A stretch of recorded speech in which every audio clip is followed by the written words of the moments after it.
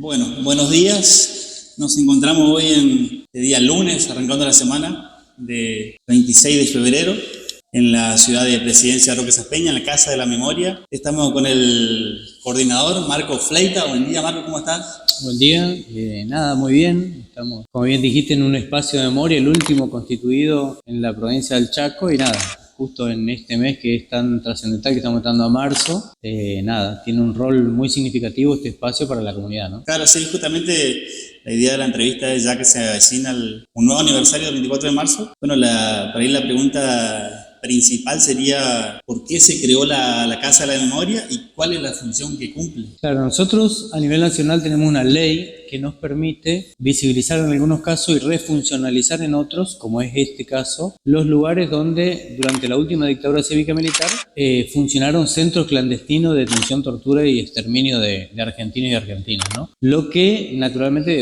lógicamente fue el caso de la ex comisaría primera en pleno centro de Saspeña, donde también nosotros denominamos a este lugar como la manzana policial, porque hubo otras instituciones de la Fuerza de Seguridad que también funcionaron de la misma manera, pero hoy ya no están físicamente, como fue la ex alcaidía y la ex brigada de investigación. Entonces sí pudimos rescatar este espacio y reconvertirlo en un espacio de memoria, lo que fue la ex comisaría primera, que funcionó como un centro clandestino por donde transitaron cientos o tal vez miles de chaqueños, chaqueñas y personas también inclusive de otros puntos del país, ¿no? Claro, sí, sí. Entonces, por eso, y la otra pregunta sería: ¿cuál es la función que cumple hoy en día, hoy por hoy? La función de los espacios de memoria es justamente mantener viva o hacer efectiva las políticas que hoy ya son de Estado de memoria, verdad y justicia, que apuntan a que los pueblos mantengan en su memoria lo ocurrido, en este caso bastante recientemente, ¿no? Porque la dictadura militar fue hace no mucho tiempo, son 40 años,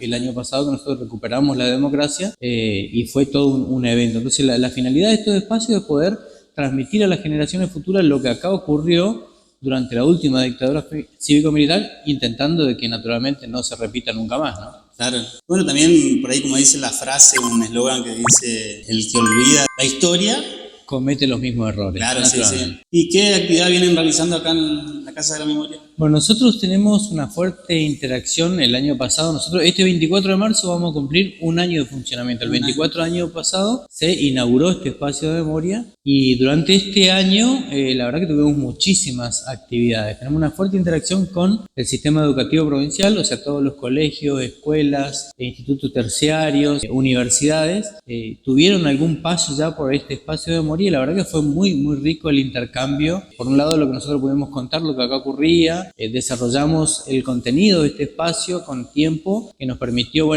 poder expresar de mejor forma y de distintos ángulos lo que significó la dictadura. Entonces, la verdad que hicimos una experiencia muy rica en términos de participación del alumnado del secundario y todo el resto del sistema educativo. En este espacio se hicieron presentaciones de libros, se hicieron algunas actividades que tienen que ver con la cultura.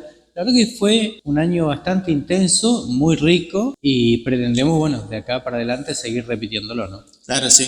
O sea que bienvenido entonces esta entrevista, este video, ya que se va a realizar el primer aniversario de la Casa de Memorias. Totalmente. Yo creo que a partir del año pasado nosotros hicimos el acto central del Día de la Memoria en Saspeña, donde le dimos la inauguración a este nuevo espacio, que es el último y creo que el único que durante el año anterior se hizo en toda Argentina, ¿no? Claro.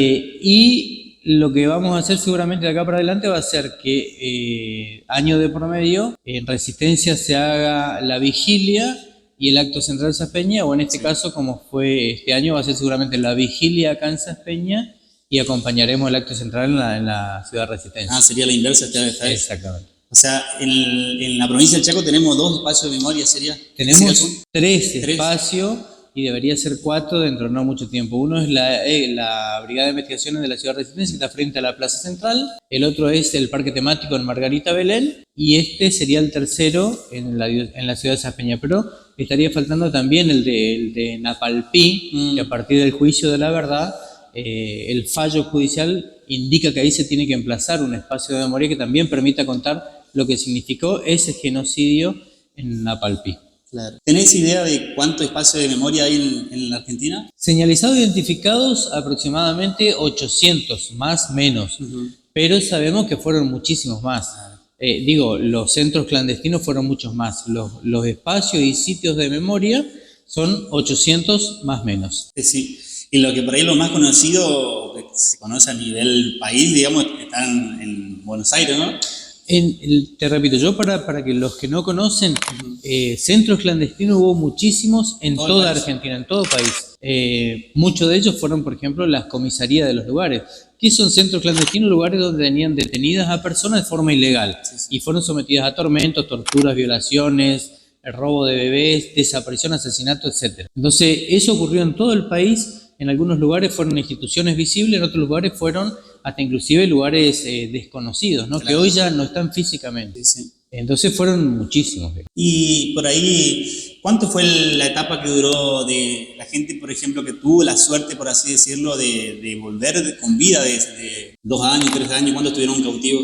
Y hay distintas experiencias. Digamos. La última dictadura duró 7 años aproximadamente. 7 años. Algunos transitaron los 7 años detenidos, claro, sí. Algunos más, menos, meses, y algunos siguen naturalmente desaparecidos hasta el día de hoy, ¿no? Claro, sí. Sí, yo por ahí anoté, la ex ESMA de Buenos Aires, el Pozo de Banfield, que he conocido también. La Perla, el Olimpo, hay muchos que son significativos por la cantidad de personas que transitaron ahí y los registros, o sea, la posibilidad de probar la cantidad de personas. La ex ESMA, bueno, tiene miles de personas que transitaron por ahí y siguen desaparecidas hasta el día de hoy.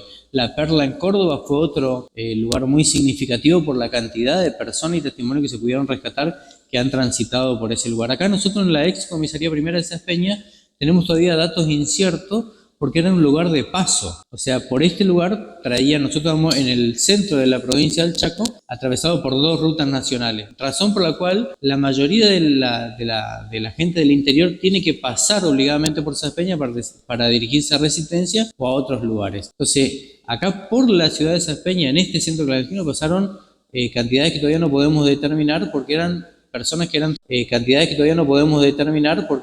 personas que eran traídas de todo el interior chaqueño y muchos de ellos estuvieron acá en Saspeña, en esta manzana policial, y muchos fueron derivados a la ciudad de Resistencia o a Corrientes o a otros puntos ya que fueron definiendo. Así que la verdad que va a ser difícil poder determinar la cantidad de personas que pasaron por este centro clandestino. Claro, sí. Y bien emplazado está la Casa de Memoria en la manzana donde ocurrió... Donde tenemos testimonios, donde por suerte hay mucha gente que sobrevivió y puede contarnos lo que acá pasaba, con quienes estuvieron, y eso se va renovando todo el tiempo.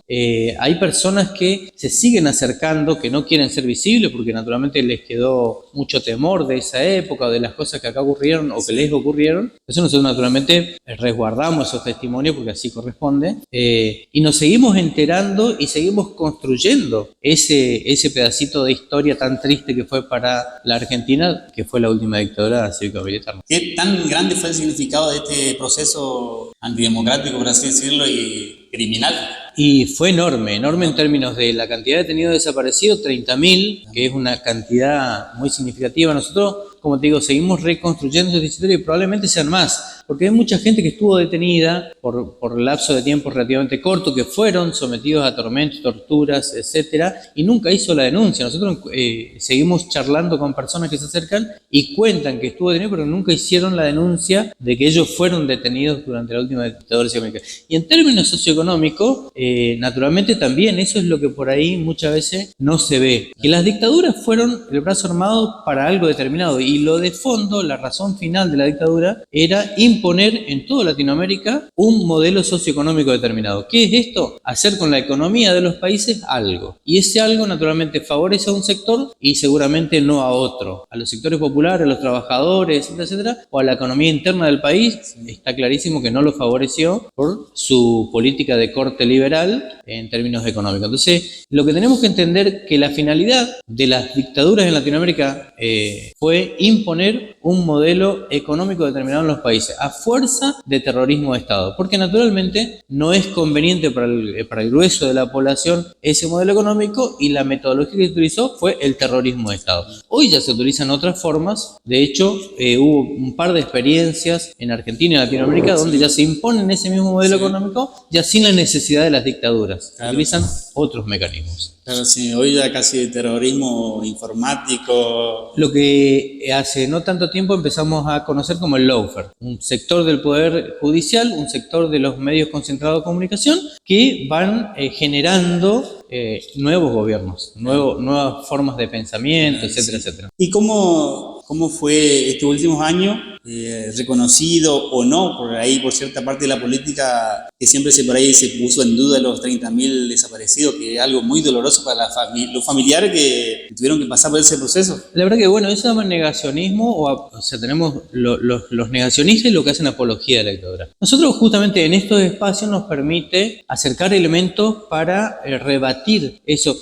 Por otro lado, si fueron menos de 30.000, 20.000, 10.000, 5.000, 5, 6, no pierde la gravedad. Claro. Lo que pasa es que utilizan la negación de si fueron o no 30.000 para correr de eje lo importante, el por qué y para qué. Entonces nosotros, si agarramos, por eso hacemos ese ejercicio casi siempre que podemos acá con los alumnos, decir, bueno, tenemos el dato específico, que si fueron 800 centros clandestinos que están identificados, vos agarrás el número de 30.000 y lo dividís por 800, te da menos de 40 personas por centro clandestino. Cuando sabemos que fueron muchísimas más. Por decir la Perla y la Ex-ESMA solamente, fueron miles, no 40, fueron miles. Entonces, ahí vos tenés un dato específico para rebatir ese que no fueron 30.000. Otro dato específico que tenemos, por ejemplo, son los habeas corpus presentados hasta el año 78, que fueron más de 7.000 habeas corpus. Si vos mantenés esa proyección hasta el año 83, también justifica o acerca muchísimo ese número. Naturalmente se dejaron de presentar los habeas corpus porque ante la insistencia de los abogados empezaron a desaparecer los abogados. Entonces no se pudieron presentar todos los habeas corpus que se necesitaron. Entonces hay un montón de datos concretos, objetivos, que te permiten sostener y entender que fueron 30.000 y probablemente más. Y como experiencia personal tuya, ¿tuviste familiares? Yo en mi caso sí, tuve mi mamá y mi papá. Mi papá sigue desaparecido. Hay algunos elementos que nos permiten entender que es muy probable que haya sido desaparecido en lo que se conoce como los vuelos de la muerte, porque toda una tanda de personas secuestradas en determinada situación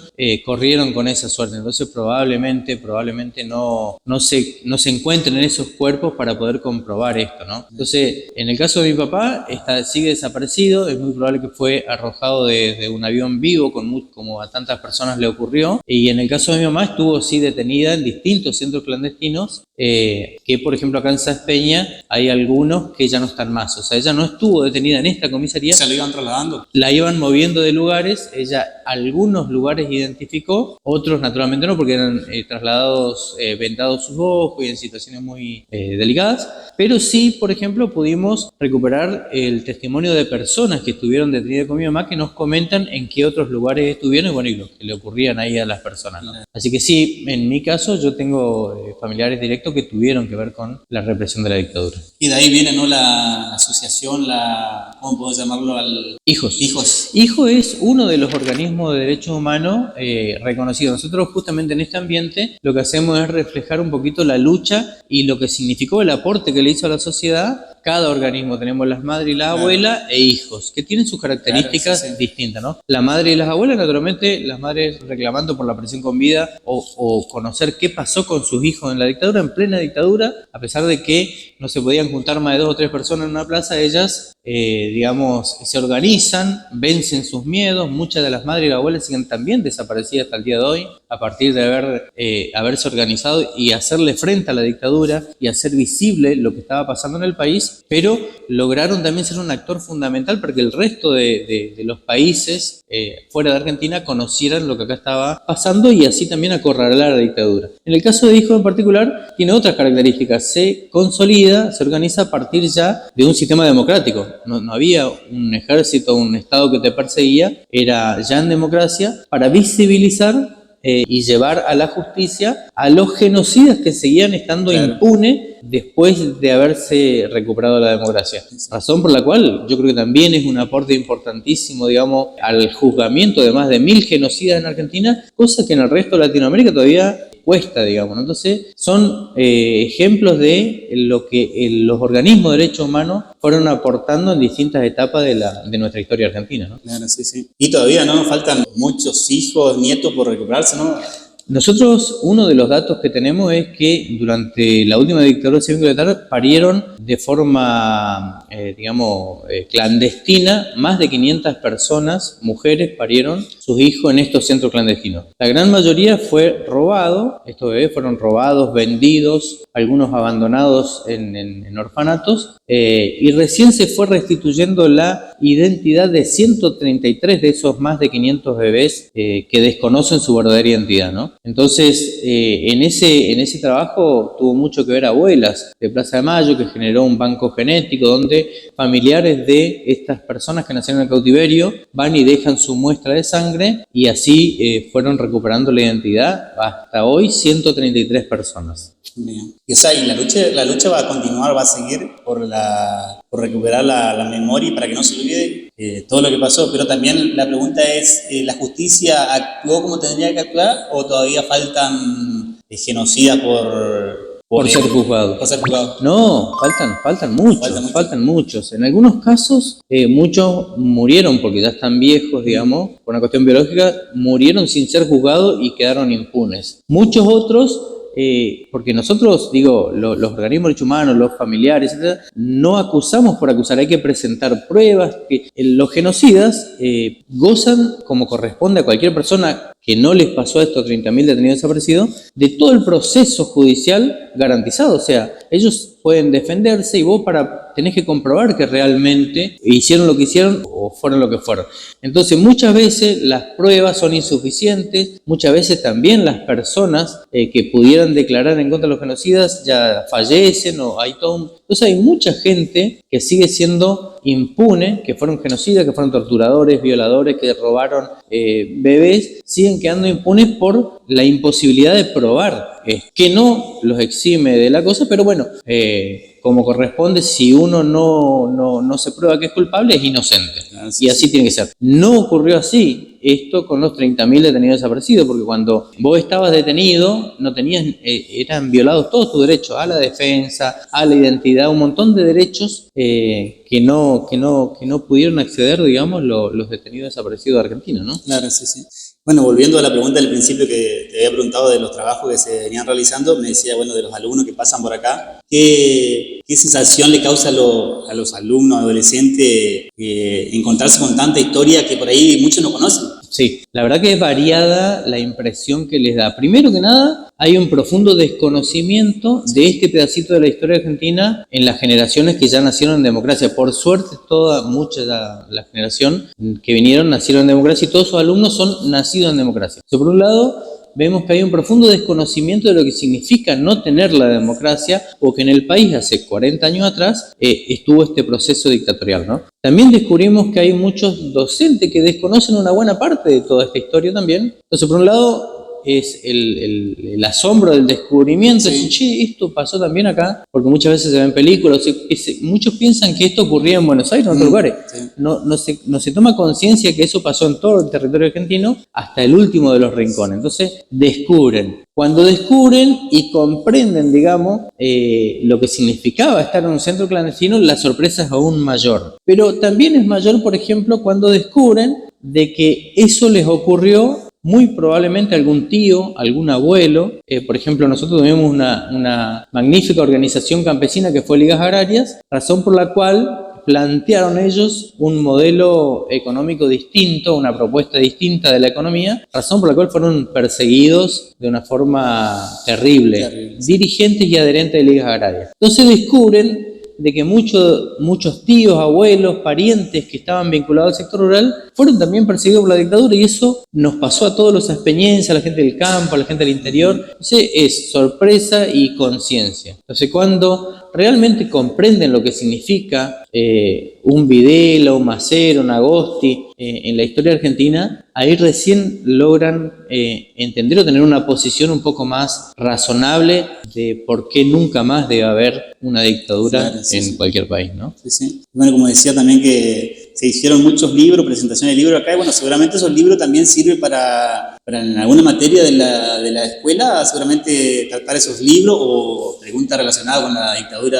Nosotros afortunadamente pudimos ofrecerle a muchas escuelas y colegios, instituciones y bibliotecas alguna bibliografía que nosotros tenemos en nuestra biblioteca acá en el espacio de memoria, para que ellos lleven a sus establecimientos y tengan algún insumo a la hora de trabajar el tema de las dictaduras, ¿no? Y a los que no, porque tenemos poquitos ejemplares de algunos ejemplares, lo que ofrecemos es que vengan al espacio de memoria y acceden en la biblioteca a ese material y puedan trabajarlo y disfrutarlo, ¿no? O utilizarlo. Claro, sí, sí. Bueno, vamos a hacer un pequeño cortecito y vamos a hacer un recorrido por la Casa de la Memoria. Bien, empezamos entonces el recorrido por la Casa de la Memoria, por todos los distintos sectores. Este lugar en el que nos estamos encontrando era históricamente la oficina del comisario, que al momento de nosotros recuperar este espacio tenía ciertas modificaciones. Naturalmente, para nosotros comprobar y probar de que esto fue un centro clandestino, digamos, recurrimos a algunos organismos que se dedican a peritar lugares como estos. Por eso van a encontrar en distintos lugares de las paredes intervenciones que se fueron haciendo para descubrir los distintos colores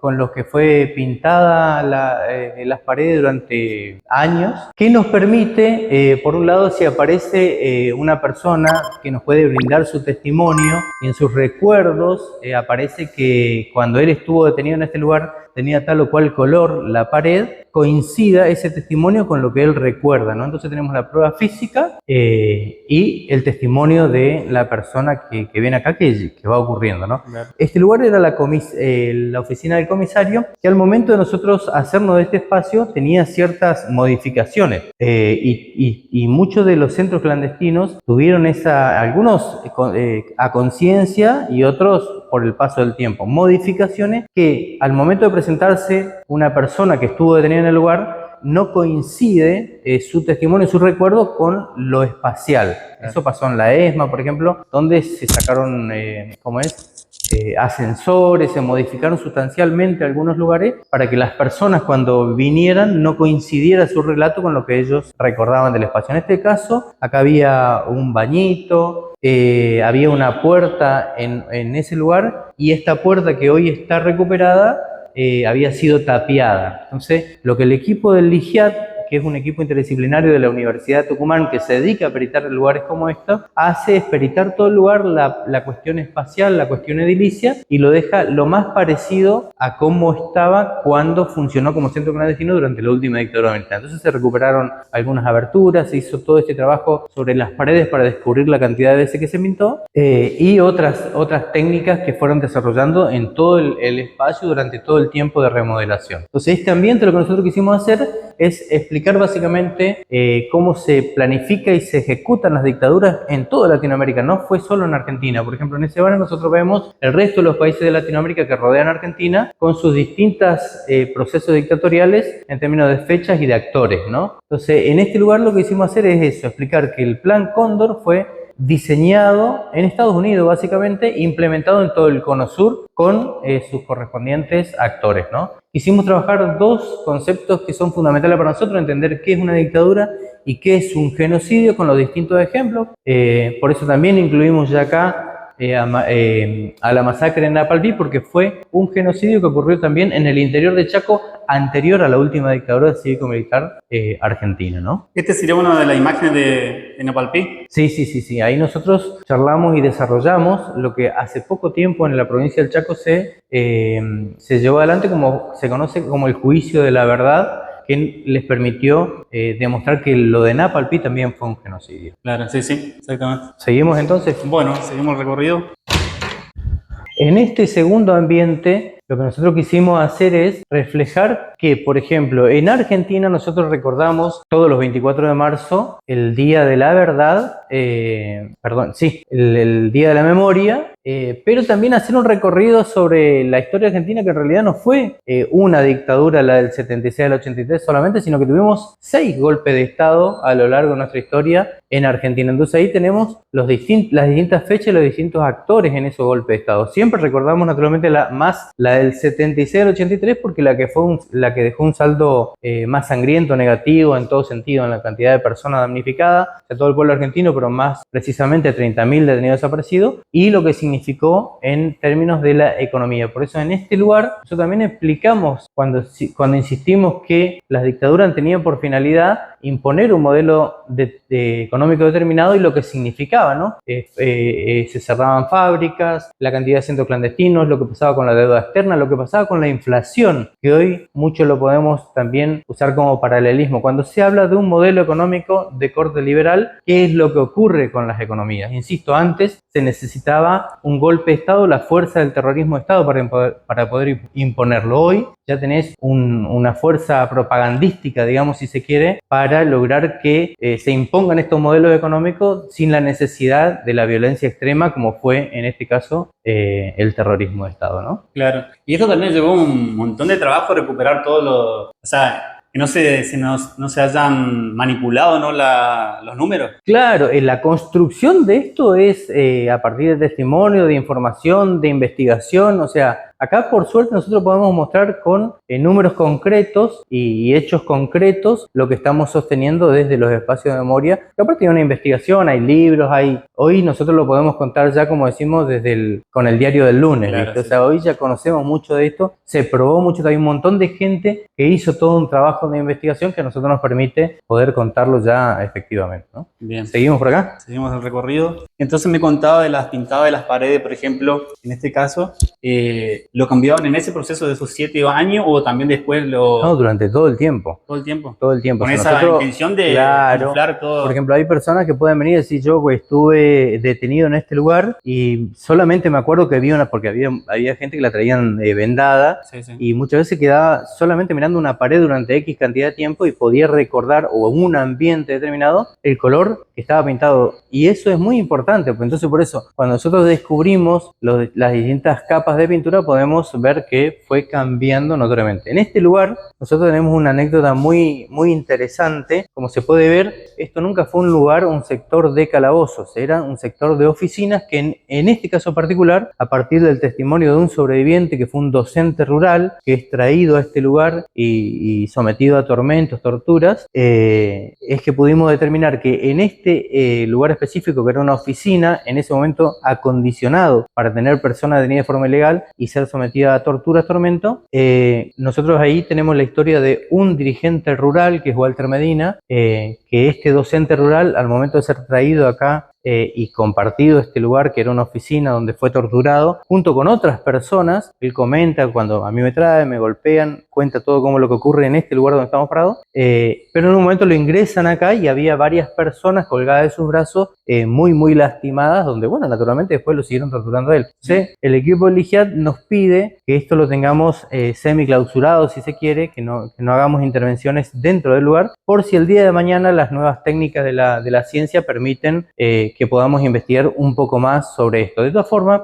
hay una técnica que ellos aplicaron en este lugar en particular que se llama Blue Star, que consiste en el rociado de un químico y los lugares donde tuvieron contacto con sangre reacciona. Evidentemente, en el preciso lugar donde este docente rural nos cuenta que había personas colgadas muy lastimadas, reacciona químicamente y se puede comprobar manchas de sangre en el piso. Naturalmente hoy no se ve, a simple vista no se ven las manchas de sangre porque eso se lavó durante 40 años, ¿no? Pero se puede repetir esta técnica todas las veces que se quiera. Claro. La ciencia hoy no puede determinar si sobre esas reacciones químicas se puede extraer ADN, pero sí se puede comprobar que las manchas de sangre son de sangre y que existieron, y se junta con el testimonio de este docente rural que dice: yo lo vi a Walter Medina y a otros, inclusive había una mujer, colgada de su brazo muy lastimados en este lugar. Eso lo que hace es poder comprobar efectivamente y de forma irrefutable de que esto fue un centro clandestino donde transitaron muchísimas personas. O sea, que sigue el proceso de investigación y está abierto, digamos.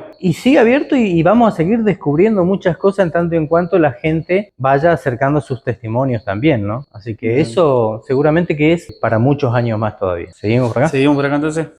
En este en este espacio, en esta galería, nosotros lo que hicimos fue dejar grabado en estos banners las historias de vida de 27 personas que algún vínculo tuvieron con Saspeña. Algunos fueron de Saspeña y fueron detenidos desaparecidos en otros lugares, y otros eran de otros lugares que fueron detenidos desaparecidos en Saspeña. No podemos olvidar nunca, por ejemplo, el caso de Luis Barco, un estudiante detenido en Resistencia, desaparecido, asesinado en la masacre de Margarita Belén, lo que nosotros todos los 13 de diciembre recordamos como la masacre de Margarita Belén. Era un estudiante de acá de Saspeña que es secuestrado y asesinado en la ciudad de Margarita Belén, ¿no? Claro. Por ejemplo, entonces acá tenemos la biblioteca, que como te decía, nosotros tenemos mucho material para ofrecer.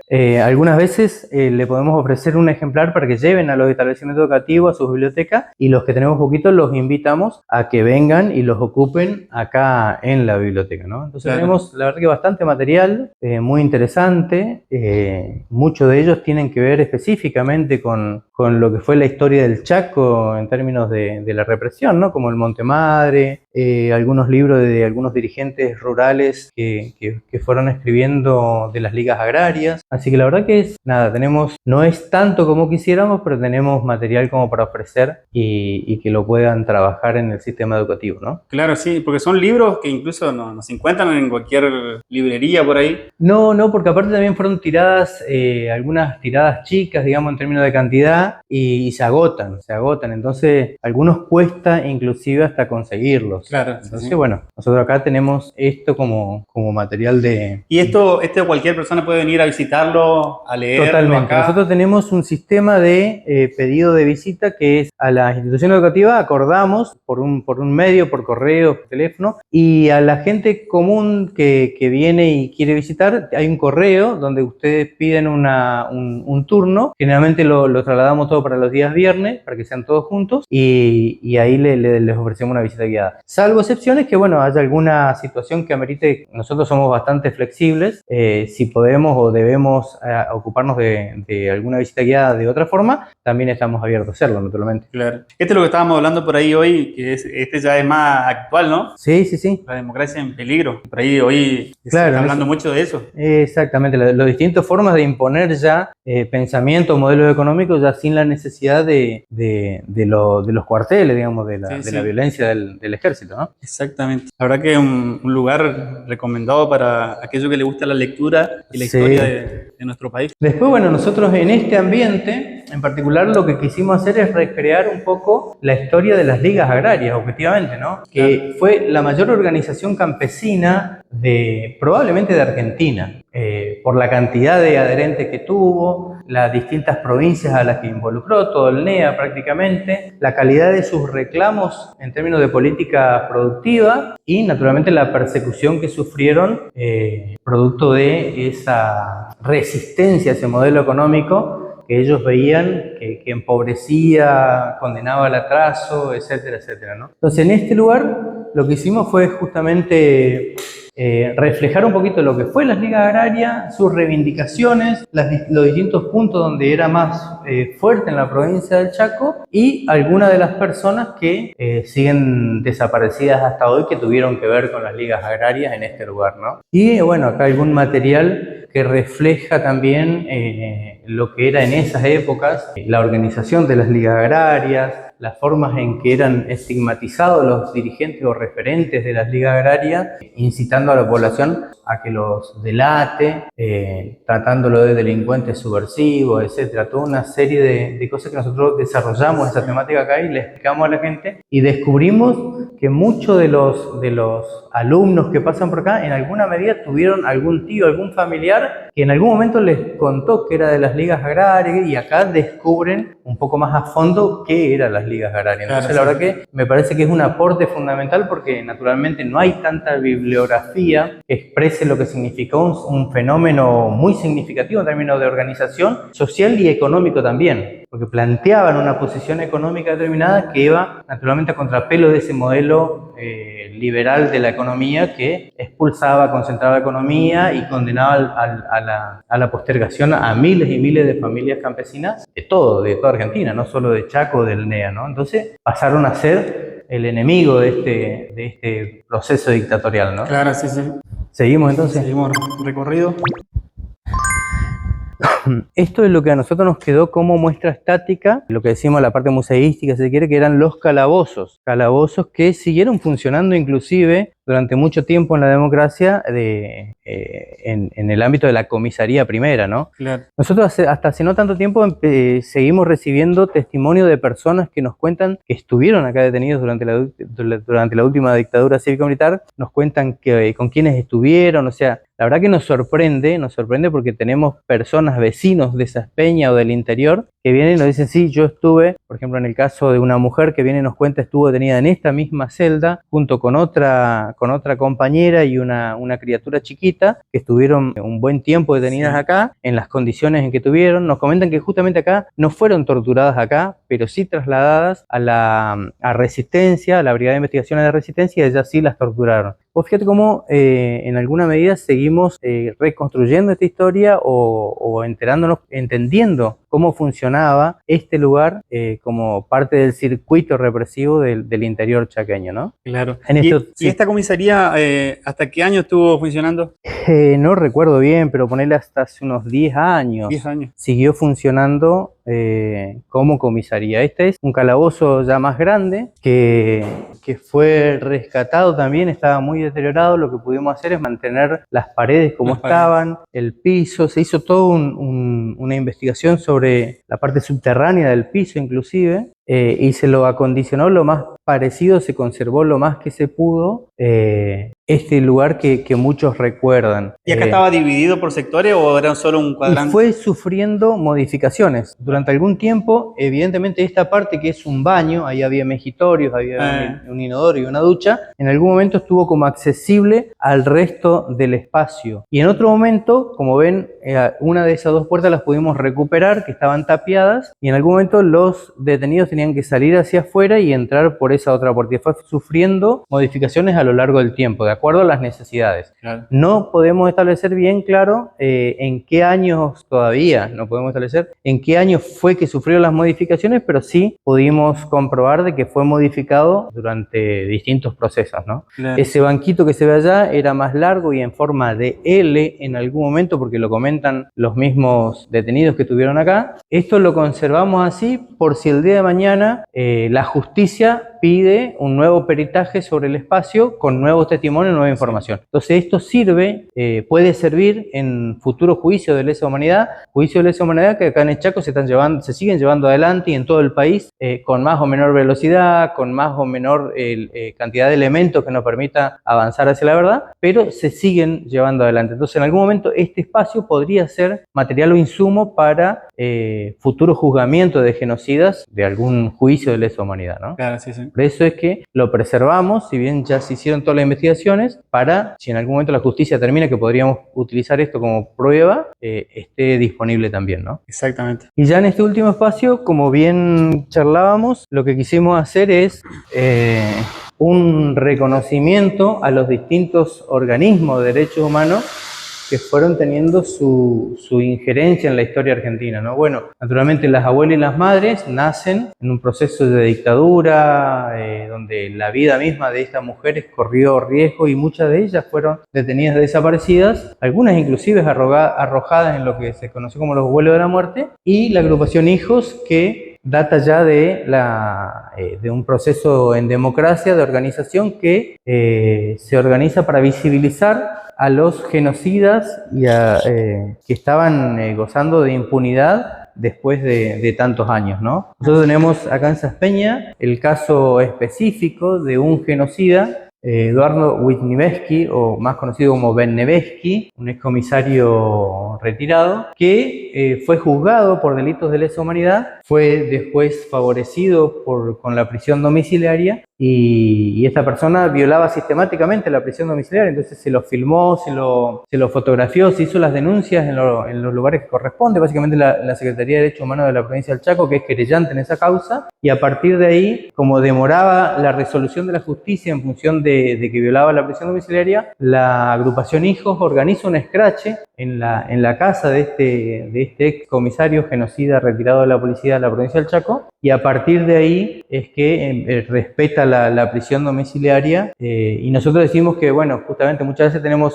muy lindas leyes o fallos judiciales ejemplares, que si el pueblo no se involucra y digamos, exige el pleno cumplimiento de este fallo, evidentemente estas personas, todavía muchas de ellas, digamos, siguen gozando de un exceso de impunidad, no cumplen con el fallo judicial y violan prisiones domiciliarias y nada. Entonces, cuando hay una organización que los visibiliza y la gente se entera en realidad de quién era este tipo, claro, y qué es lo que hizo, por ahí se ven condicionados a empezar a cumplir efectivamente esto, porque, claro, si no, aducen enfermedad, aducen un montón de cosas y terminan favorecidos con una prisión domiciliaria que encima, sí, no respetan. Entonces esto lo mostramos nosotros en este lugar como un ejemplo de que tenemos que involucrarnos para pedir que sea efectivo muchas veces, o leyes o fallos judiciales en este sentido, ¿no? Así es. Bueno, sí, ahí justamente recalcaba la importancia de la organización de hijos para visibilizar este caso de este señor, que seguramente en el país hubo muchos casos similares.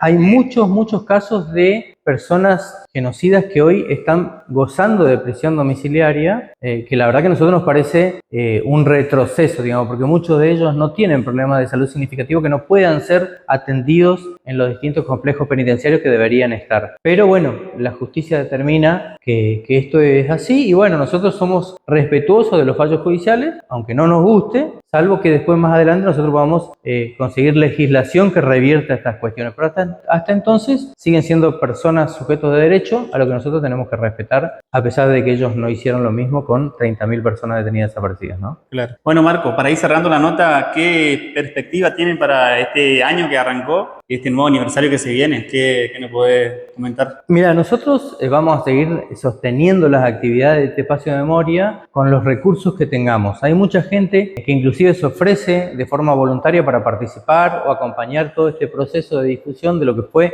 este centro clandestino, pero también tenemos una ley provincial que debería garantizar el funcionamiento de estos lugares. Nosotros todavía estamos a la espera en este cambio de gobierno que resuelvan algunas cuestiones, digamos, con los funcionamientos de los espacios de memoria. Está, digamos, como en un stand-by. Estamos a la espera de que el gobierno provincial de la provincia del Chaco resuelva cómo va a sostener estos espacios, qué recursos le va a asignar, pero si no, de todas formas, nosotros vamos a seguir sosteniendo las actividades de una u otra forma en el espacio, porque entendemos que es un aporte muy significativo que le hacemos a la sociedad y a la memoria de nuestro pueblo, el funcionamiento de estos espacios. Así que bueno, esperemos que lo hagamos de la mejor manera y con los recursos necesarios, y si no, bueno, lo haremos un poquito más acotado, pero lo vamos a sostener porque, nada, entendemos que lo tenemos que hacer, digo. Claro, sí. Bueno, Marcos, gracias por este tiempito que te hiciste para esta entrevista, que bueno, lo vamos a estar compartiendo en todas las redes sociales, bueno, en mi canal de YouTube, Piscina Oficial, que ya lo vamos a compartir, y las redes sociales de Marcos, seguramente vamos a etiquetarlo una vez que está editado el video con imágenes, y bueno, ojalá que sigamos en el camino de la democracia, ¿no? Que hay que defenderla con uñas y dientes y que nunca más se repita lo que pasó, ¿no? Yo creo que el pueblo argentino, si de algo se puede jactar, es que haber recuperado la democracia y haberla sostenido ininterrumpida